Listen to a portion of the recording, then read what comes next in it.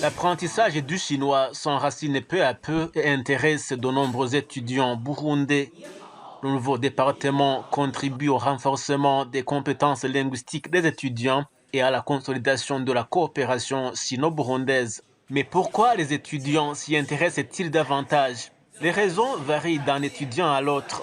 Mais l'on s'est passé du département des langues et littératures anglaises à celui des langues et cultures chinoises pour sa convenance personnelle.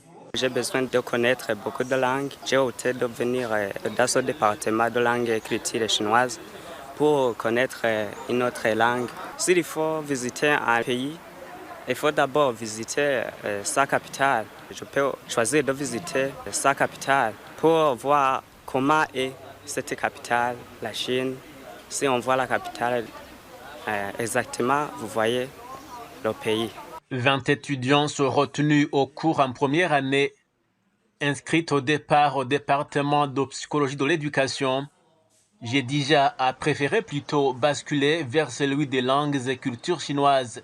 Selon la jeune étudiante, l'étendue du marché chinois présente des opportunités dans l'interprétariat et c'est laissé ainsi que les étudiants à s'intéresser à l'apprentissage du chinois. Là-bas, par exemple, les commerçants peuvent avoir besoin de quelqu'un pour l'interprétation en chinois, comme les relations entre nos deux pays sont fructueuses. Donc, il y a de nombreuses opportunités. J'aimerais visiter la ville qui s'appelle Harbin. Je sais que c'est la site de dragon. Le dragon en Chine, c'est un symbole de pouvoir, de sagesse et de chance. Déjà dotée de ces départements, la faculté des lettres et sciences humaines, l'Université du Burundi enrichit son offre académique avec le présent et 8e département d'enseignement des langues et cultures chinoises. Partenaire de taille de l'éducation nationale, la Chine a construit et équipé depuis près de 2 décennies l'école normale et supérieure pour former les pédagogues entre autres lauréats, l'école d'enseignement technique et professionnel de Bujumbura et l'Institut Confucius de l'Université du Burundi qui abrite le nouveau département des langues et cultures chinoises. Le département vise à faciliter la communication sur le marché du travail local et international, explique le doyen de la faculté des lettres et sciences humaines. Il y a des activités qui sont menées par des Chinois ici au Burundi. Donc, petites activités, construction des routes, dans les hôpitaux. À travers, bien sûr, l'enseignement des langues, il faut qu'il y ait une meilleure communication, une meilleure compréhension entre les Burundais et les Chinois.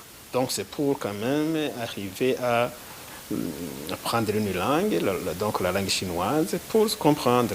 Dans un premier état, on vise surtout la traduction d'un message du français vers le chinois ou vice-versa.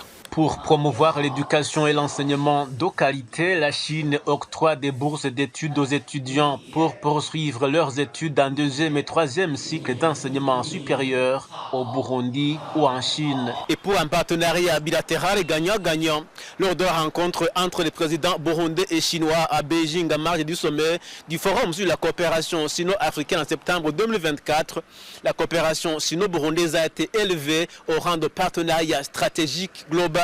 Et par la même occasion, le président chinois s'est engagé à promouvoir la coopération mutuellement bénéfique entre la Chine et le Burundi. En édité, c'était Neiragira, Sagitane français, Bujumbura, Burundi.